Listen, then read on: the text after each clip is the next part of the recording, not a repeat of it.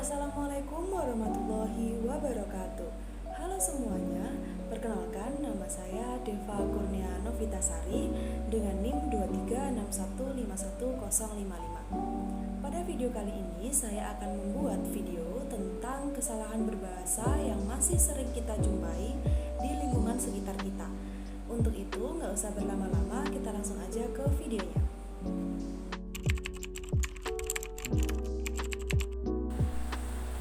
Yang pertama, kesalahan berbahasa yang sering kita jumpai adalah pada penulisan kata apotik.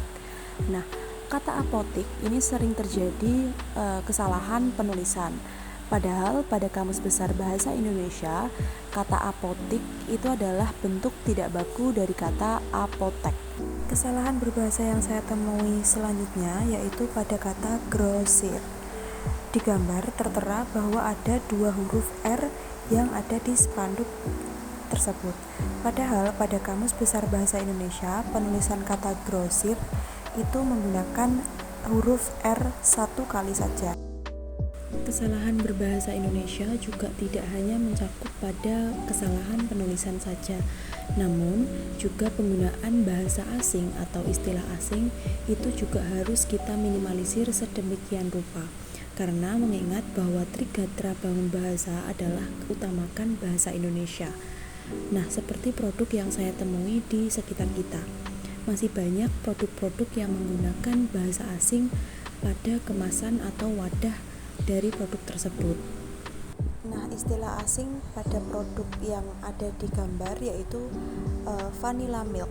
Vanilla milk itu bisa diganti dengan bahasa Indonesia yaitu susu vanilla. Pada produk lain juga saya menemukan adanya penggunaan bahasa asing seperti yang tertera di gambar yaitu facial tissue. Facial tissue itu bisa diganti dengan bahasa Indonesia yaitu tisu wajah. Analisis berbahasa yang terakhir yaitu pada spanduk yang saya temui di suatu tempat. Nah, pada spanduk tersebut saya menemukan ada 2 kesalahan.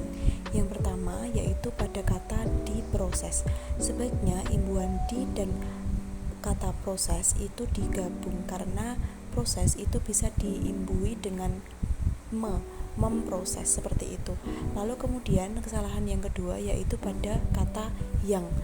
Pada spanduk tersebut yang itu disingkat, padahal sebaiknya pada spanduk resmi itu penggunaan kata yang atau yang lain itu sebaiknya ditulis lengkap tanpa disingkat seperti itu.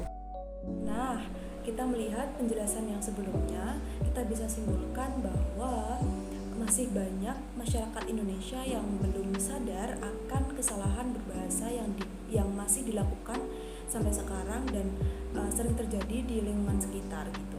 Nah, kita juga bisa meminimalisir akan hal itu dengan berpedoman Trigatra Bangun Bahasa, yaitu yang pertama adalah utamakan bahasa Indonesia, kemudian yang kedua adalah lestarikan bahasa daerah, dan yang ketiga adalah kuasai bahasa asing. Nah, terlepas dari utamakan bahasa Indonesia, tentu kita juga tidak menutup kemungkinan untuk belajar bahasa asing dan melestarikan bahasa daerah. Namun untuk itu kita kembali lagi ke yang nomor pertama yaitu utamakan bahasa Indonesia. Jadi kita tetap mengutamakan bahasa Indonesia dibanding bahasa daerah maupun bahasa asing seperti itu. Itu tadi adalah video penjelasan analisis dari kesalahan berbahasa yang ada di sekitar kita. Nah, video ini dibuat tidak untuk menyudutkan beberapa pihak, namun video ini dibuat untuk edukasi kepada kita semua agar kedepannya bisa menggunakan bahasa Indonesia dengan baik dan benar. Untuk itu, terima kasih atas perhatiannya. Mohon maaf bila ada kesalahan kata maupun dalam pembuatan video. Terima kasih. Wassalamualaikum warahmatullahi wabarakatuh.